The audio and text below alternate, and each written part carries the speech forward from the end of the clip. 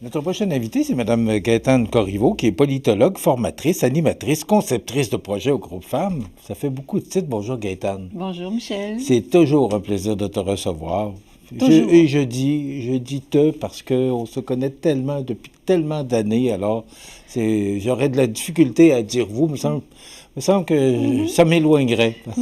Moi aussi, c'est difficile, mais on a eu comme une étiquette au bureau et puis on nous demande de vous voyer Oui, lorsqu'on ben est en entrevue. mais c'est la même étiquette pour Oui? nous, les animateurs, de dire vous, peu importe. Ah, Mais l'étiquette, on va le mettre là pour Gaëtane, bonjour. bonjour et merci de me recevoir à nouveau, Michel. Mais c'est toujours un plaisir. Gaëtane, aujourd'hui, tu viens nous parler d'un livre, Le sexe du pouvoir politique au féminin, des élus qui brisent le silence. C'est de l'autrice Jocelyne Richer, qui est journaliste, qui était journaliste ou qui a été journaliste à la tribune parlementaire de l'Assemblée nationale pendant 20 ans. Pourquoi, Gaëtane, venir nous présenter ce livre-là aujourd'hui? C'est tellement, Michel, un livre important, pertinent, d'actualité aussi. Et c'est pas fait par n'importe qui, vous l'avez dit, c'est une journaliste chevronnée, 20 ans d'observation des élus parlementaires, hommes et femmes. Et elle vient de prendre sa retraite, en fait. Et puis, ce qu'elle a observé pendant ces 20 années-là, c'est qu'il y avait un très, très beau discours sur l'égalité entre les hommes et les femmes. Et on considérait, de la part des chefs politiques, des chefs de partis politiques, des premiers ministres aussi, donc on prônait toujours la valeur fondamentale de l'égalité entre les hommes et les femmes. On mentionnait les avancées aussi qu'il y avait. Mais par contre, elle se rendait compte que sur le terrain, la réalité, il y avait un énorme décalage. C'est ce qu'elle observait. Donc, elle a voulu le documenter. Une fois à la retraite, elle a le temps, et alors elle a voulu le documenter en donnant la parole aux femmes, aux élus et aux ex-élus. Alors, c'est pour ça que c'est important, parce qu'elle a fait des constats et dans sa méthodologie, elle a interviewé plus d'une vingtaine de femmes, mais elle a demandé aux élus, ex-élus, 60 élus, qui ont répondu à un sondage, à un questionnaire. Donc, sa base d'information, là, elle est valable, elle est valide, et puis on peut s'appuyer sur les constats qu'elle a faits. Donc, c'est pour ça que c'est important, parce qu'on peut avoir l'intuition, en regardant ça, qu'effectivement, la place des femmes aujourd'hui, malgré des avancées, malgré des statistiques en termes de proportion, on considère que c'est une évolution positive, puis on doit saluer les efforts des partis politiques. Sauf que l'évolution des institutions, l'Assemblée nationale, le moule, la culture politique, les partis politiques, le gouvernement n'ont pas évolué au même rythme. Alors, d'où le fameux décalage et ce qu'elle voulait observer et surtout entendre les témoignages de plus d'une soixantaine d'élus, d'ex-élus. Ces participantes-là, elles sont de tous âges, elles sont de tous horizons, de tous partis politiques. Et qu'on interviewe une dame de 80 ans comme Mme Jérôme Forget, Mme Monique Jérôme Forget. Qui a été ministre présidente du Conseil du Trésor, de mémoire, oui. Un poste clé. Et ou Mme Émilise Lessard-Terrien, 32 ans. On pense qu'il y aurait une évolution, mais très peu, très, très peu. Donc, ce qu'elle sentait ou ce qu'elle voyait, elle voulait le documenter.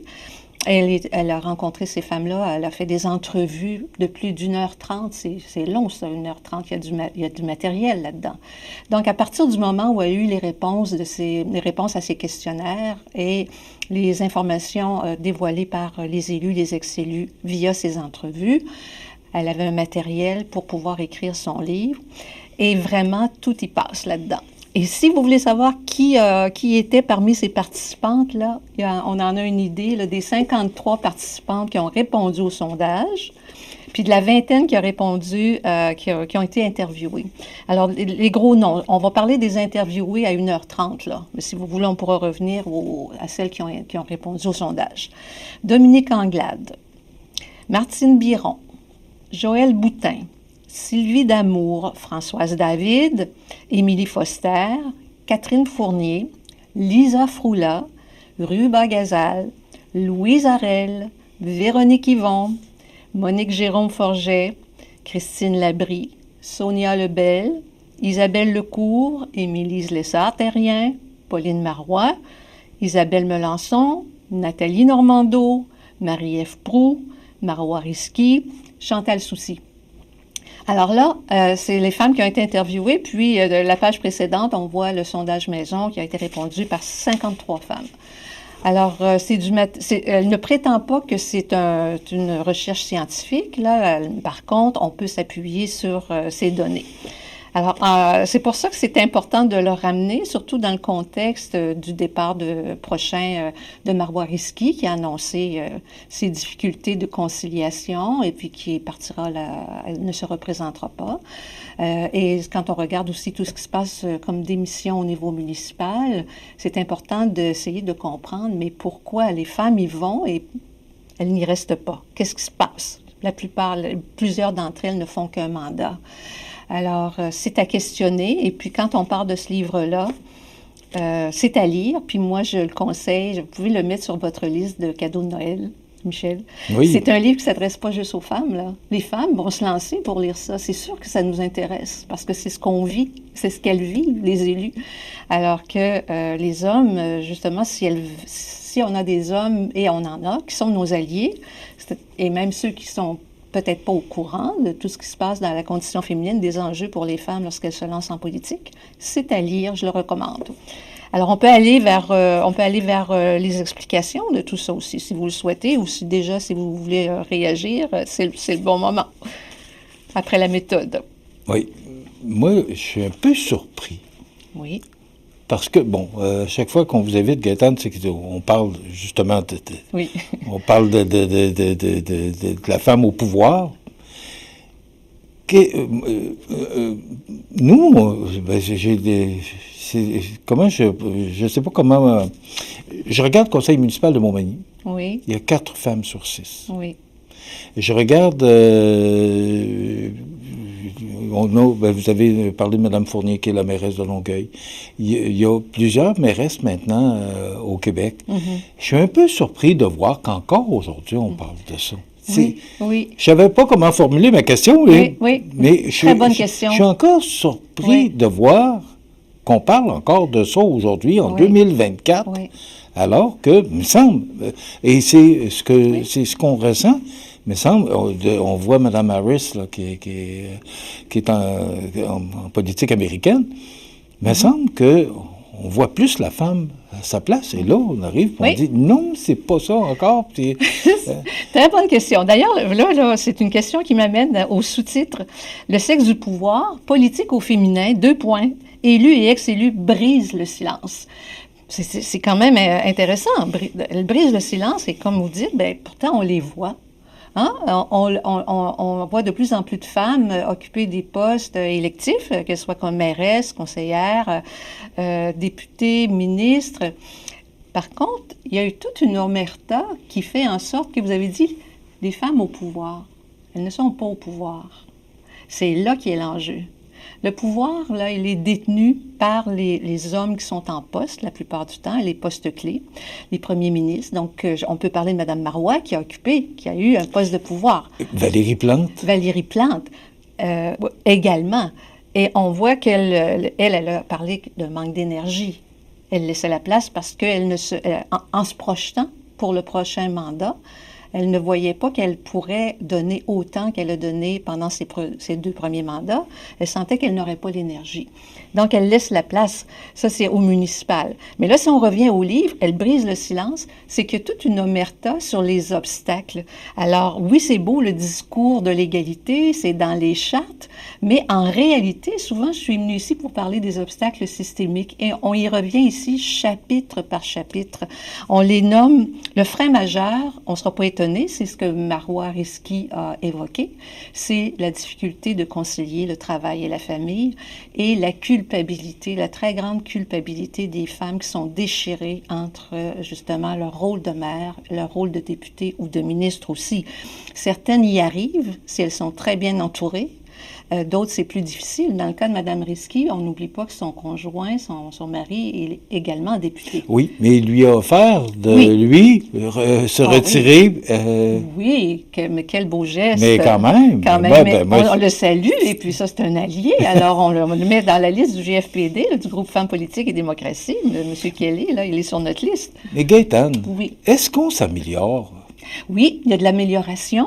Mais pourquoi faut toujours revenir à ça? Bien, parce que l'égalité n'est pas atteinte et parce que la parité n'est pas atteinte. Parce que beaucoup de travail à faire. La semaine dernière, l'élection d'une première femme au Nouveau-Brunswick, me semble que, vous êtes politologue, mais il me semble que pour moi, là, qui est animateur, puis qui suit l'actualité, il me semble que de plus en plus, c'est ce qu'on ressent en tout cas, mais c'est pas ce que j'entends. Non, et c'est ce qu'on ressent, mais c'est pas ce que j'entends. C'est ça, et c'est la perception. La perception en politique, c'est extrêmement important, ce qu'on voit, l'image, ce qu'on ressent, mais la réalité. Donc, c'est pour ça que des enquêtes comme ce qu'elle vient de faire, c'est important pour dire, ben non, la réalité, il y a vraiment un décalage, puis il y a beaucoup de travail à faire, il y a eu peu d'évolution. Il y a eu une évolution statistique, par exemple, là, quand on regarde, on dit, bon, en 24 ans, on est passé, par exemple, au niveau des candidatures au provincial, de 22 à 43 %. C'est une très belle évolution. Mais dans les faits, il faut aller voir quel rôle on donne à ces femmes-là. Est-ce qu'elles ont des postes clés? Est-ce qu'elles ont le même traitement, par exemple? Alors, on revient toujours aux obstacles systémiques. Là, je parlais de la conciliation, le double standard. On ne traite pas les hommes en politique comme on traite les femmes. Très, très exigeant pour les femmes. Elles ont toujours l'impression qu'elles n'en font pas assez, qu'elles ne sont pas assez compétentes. Et donc, elles essaient de s'adapter à un milieu qui n'a pas été conçu pour elles. Je l'ai souvent répété et c'est documenté. Les femmes n'étaient pas présentes lorsque les systèmes politiques ont été mis en place. Elles étaient dans la sphère domestique, dans la sphère privée. Donc, elles n'ont pas eu leur mot à dire pour que justement le cadre politique leur corresponde aux besoins, aux préoccupations des femmes. Alors aujourd'hui, c'est ce qu'on cherche, de moderniser l'institution qui n'a pas évolué. Alors l'institution, c'est pas ainsi soit-il, amen, on ne touche pas à ça, et puis c'est une fois pour toutes, c'est qu'on peut moderniser, on peut changer les règles, et ça, moi j'ai confiance que peut-être M. Simon Jolin Barrette va pouvoir le faire. Gaétane, il nous reste 3 minutes. Seulement. Enquête. Il y a des livres, il y a des rencontres. Mansplaining, on n'a pas fini, là. Il faut travailler là-dessus. Qu'est-ce que concrètement il peut se passer dans l'avenir pour que vraiment que la femme ait sa place? Au groupe Femmes politiques et pas seulement démocratie, en politique, partout. Oui, d'abord, commençons par les lieux de pouvoir, les lieux décisionnels, c'est là que ça se décide. Donc, pour qu'il y ait une parité de candidature, il faudrait qu'il y ait une loi. Donc, au groupe Femmes politiques et démocratie, où je travaille depuis 15 ans, le groupe milite justement pour qu'il y ait une loi qui oblige les partis politiques à avoir une parité de candidature, parce qu'il y a eu des reculs dans le temps. Sinon, c'est laissé à la bonne volonté du chef ou du premier ministre. Ça peut être fluctuant. Et l'histoire politique montre qu'il y a eu des reculs. Par exemple, en 2003, au Québec, à l'Assemblée nationale, il y avait 30 % de femmes. Alors, on se dit, ça y est, on pense que c'est une évolution qui va toujours être de plus en plus, c'est linéaire, c'est progressif, on s'en va toujours vers plus. Comme vous dites, on pense que c'est acquis. Il n'y a jamais rien d'acquis pour les femmes. Simone de Beauvoir. Alors, toujours elle, il faut revenir à nos fondamentaux. Donc, on pense que c'est acquis, ce n'est pas acquis. Et si on avait une loi, justement, alors on pourrait au moins s'assurer qu'il y ait cette parité-là et que ce serait plus facile pour le recrutement aussi. Alors, il y a plein d'autres mesures qui peuvent être adoptées, mais une loi, ça oblige les partis politiques, justement, à cette zone paritaire de 45-55 %. Et il y a tous les autres aménagements aussi. Il y a des députés qui réclament une loi pour la conciliation, pour qu'il y ait un congé parental. Les députés à l'Assemblée nationale n'ont pas de congé parental. Donc, il y en a qui accouchent ou qui adoptent et puis qui, en quelques jours, elles doivent revenir. La Pauline Marois, vous savez qu'elle avait presque ses dossiers à sa chambre d'hôpital. Donc, ce sont des réalités que les femmes vivent encore aujourd'hui, en 2024, comme vous l'avez dit. Donc, il ne faut pas se fier aux apparences ou aux belles avancées statistiques parce que dans la réalité, l'institution, les règles font en sorte que ça n'avantage pas les femmes. Mais c'est pas, comme je dis, c'est pas ainsi soit-il, amen, c'est une fois pour toutes, on ne touche pas à la politique, au milieu politique. On peut changer les choses. Et comme je vous dis, c'est d'aller, là, pour le moment, ce sont les hommes qui sont au pouvoir beaucoup, c'est d'avoir des alliés qui vont nous aider à moderniser les institutions. Rapidement, parce qu'il faut que je vous pose la question. La semaine prochaine, ce sera les élections américaines. Ah oui. Oui. Est-ce que Mme Harris va gagner? C'est pas moi qui va vous répondre. Non. Non, mais Mme Clinton, on sait. Et la question, c'est est-ce que les Américains sont prêts élire une femme à la présidence? On a vu que le vote populaire pour Mme Clinton, tout comme ici, l'électorat est prêt. L'électorat n'est pas sexiste ici. Alors, qu'est-ce qui se passe? C'est au niveau des institutions, comme je dis, au niveau des partis politiques, qui doivent changer leur statut, leurs règles, pour faire de la place aux femmes. Parce que les femmes veulent y aller. Hein? Si on est aujourd'hui à 58 députés à l'Assemblée nationale, alors qu'il y en avait beaucoup moins il y a 24 ans, c'est parce que les femmes veulent y aller. Alors, elles ont de l'intérêt. Est-ce qu'elles ont autant d'intérêt que les hommes? Moi, on n'a pas mesuré ça. Je continuerai l'entrevue. J'ai encore une heure. J'aurais tellement de questions à vous poser. Là, mais est-ce qu'elles ont autant d'intérêt que l'homme? Ah ben, celles qui sont en politique, là, ce sont des passionnés. Je vous dis, comme nous aussi au GFPD, même si on n'est pas élus, nous sommes des passionnés et on les accompagne. Donc, on n'est pas élus, mais on les accompagne, nos élus, puis nos ex-élus.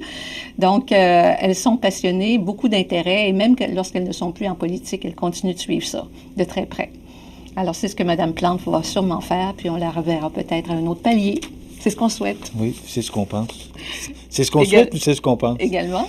Gaétane, c'est toujours intéressant. Gaétane Corriveau, politologue, formatrice, animatrice, conceptrice de projet au groupe Femmes, qui est venue nous présenter ce livre, Le sexe... attendez un petit peu que Bon, voilà, Le sexe du pouvoir. Donc, et au complet, politique au féminin. Oui, politique au féminin, élu ES et ex-élu ES, qui brise le silence, et de Jocelyne Richer, qui a été journaliste à la tribune parlementaire de l'Assemblée nationale pendant 20 ans. Je vous incite, et moi, je vais être certain que je vais le lire. Oui, ça m'intéresse beaucoup.